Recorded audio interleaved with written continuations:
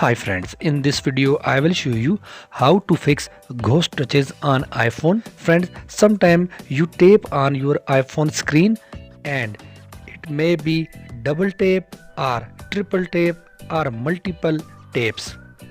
It means there are ghost taps or ghost touches. So in today's video we will show you how to fix this issue. So let's start the video without wasting any time.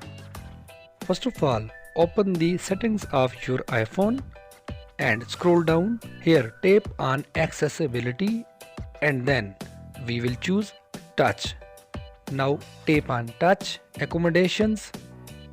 Touch accommodations are already turned off, so turn on this option and also turn on ignore repeat.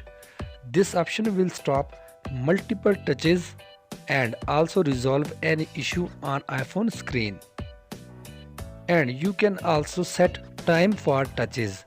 It will register only one tap instead of ghost touches. Now turn on hold duration. You can set time for tap and hold on any option in iPhone. So by enabling these settings, ghost touches issue will be fixed on your iPhone. I hope you will find this video helpful. Thanks for watching, and if you find any sort of trouble in doing this process, you can comment me. I will try my best to answer your comments.